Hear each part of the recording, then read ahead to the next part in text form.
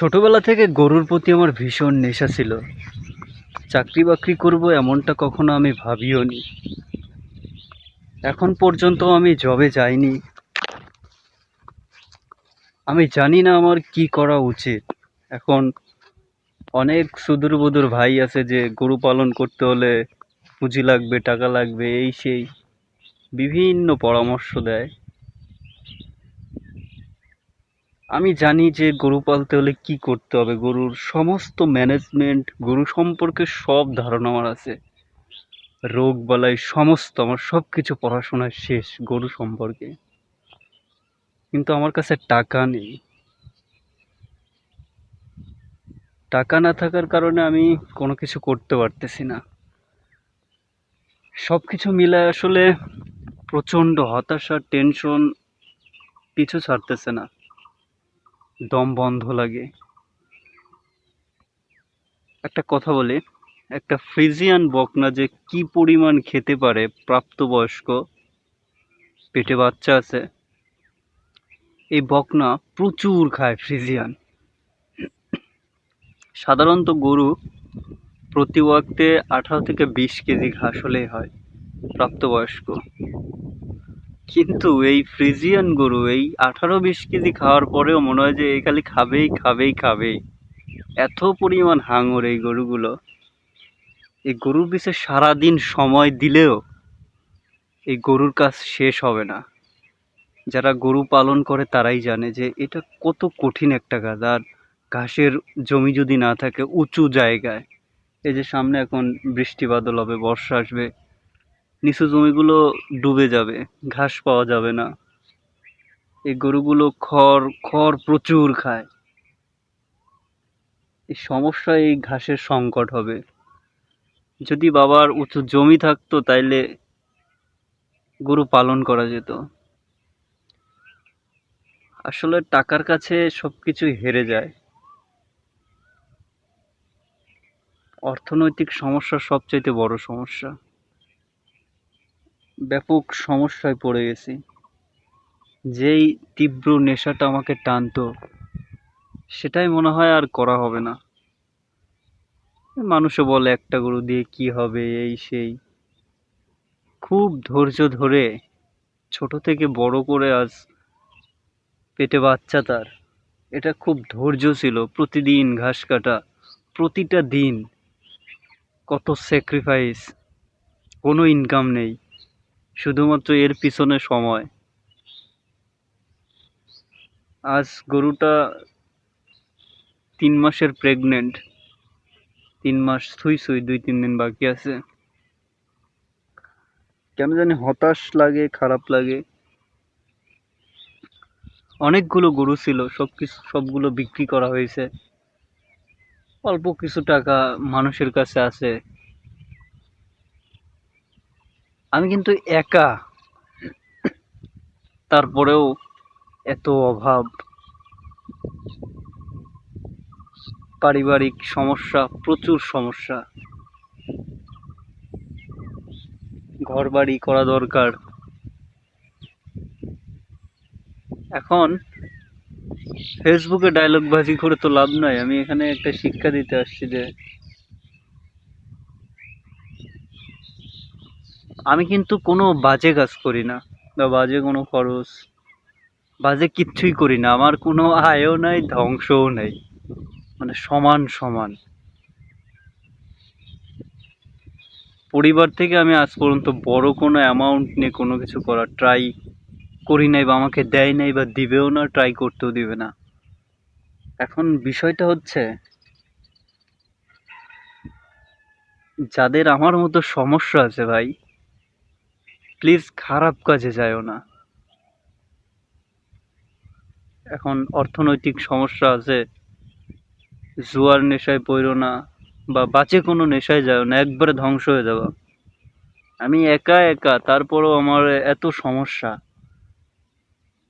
অনেকে হয়তো আমার আমার জায়গায় আসার স্বপ্ন দেখে যে ওর মধ্যে যদি একা হইতাম তাহলে শান্তি হইতো। আসলে শান্তি কোথাও নাই। নসিবে না থাকলে কিছু হয় না। আমি যদি এখন ঢাকা যাই, কয় টাকা বেতন পাবো? বড় জোর 15,000, 20,000। কয় টাকা জমাইতে পারবো আমি জানি না। আমি একা একা ঘর সব কিছু ভাড়া টাড়া দিয়ে কত বছর চাকরি করতে হবে, কত বকা খাইতে হবে, কত ধৈর্য ধরতে হবে আমার জানা নাই। আদৌ থাকতে পারবো কিনা, কারণ চাকরি করার মতো ইচ্ছে আমার কখনোই ছিল না। আমি তো স্বাধীন থাকতে চাইছিলাম।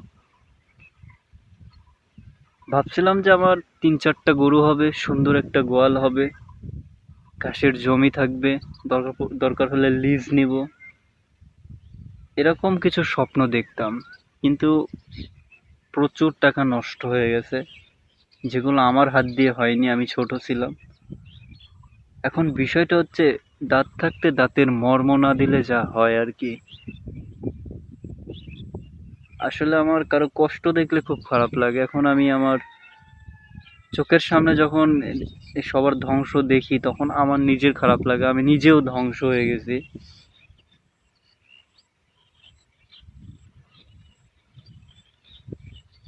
আমার তীব্র শখটাই গরু পালনের মনে হয় মুছে যাবে।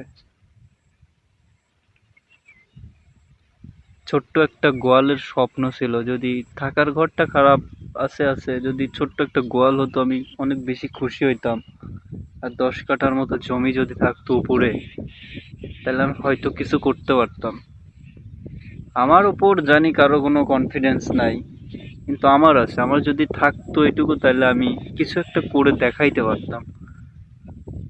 কিন্তু এটা করতে আমার এখন 5-6 বছর সময় নিতে হবে। আমার হয়তো জবে যাইতে হবে। দ্বিধায় পড়ে গেছি যে বাড়ি থেকে বের হইতেও দেয় না, আবার কিছু টাকা দিয়ে যে আমাকে কিছু করতে বলবে সেটাও করে না। যে 10 কাঠা জমি রেখে দেই, কিছু করো, সেই সেই জিনিসটাও নাই। মানে সবার ধারণা যে আমি পারবো না। আসলে টাকা থাকলে সবকিছুই করা যায়। হতাশায় নিমজ্জিত হয়ে গেছি।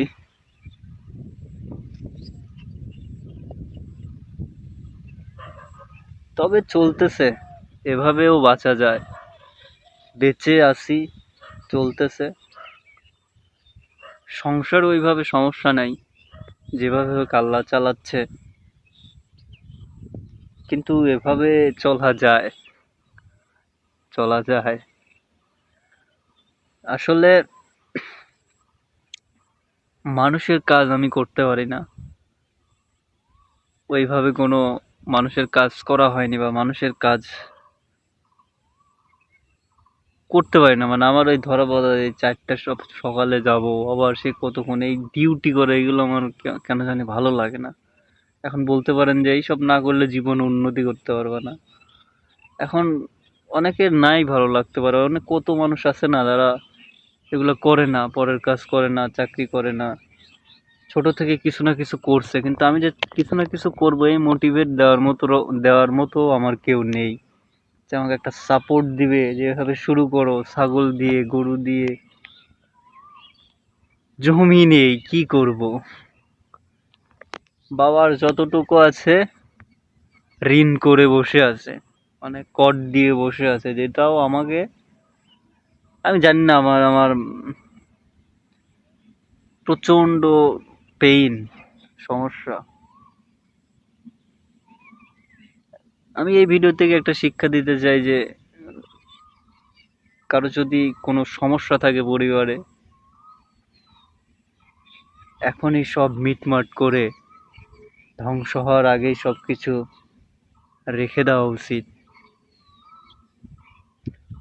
যেটা আমার আমার আমার গাইড করারও কেউ ছিল না, বা আসলে এক্সপ্লেইন করতে পারতেছি না। নিজের উপর নিজের কনফিডেন্স নাই। যাই হোক, হোয়াট এভার, যা হয় হবে। রিজিকের মালিক আল্লাহ। মানুষ না হয় 5 তলায় থাকবে, আমরা না হয় ভাঙা ঘরে থাকবো, এটাই। মানুষ কত কথা বলবে চিরজীবন। শ্রেষ্ঠ মানবকেও মানুষ ছাড় দেয় নাই, আমি তো সামান্য, মেনে নিলাম।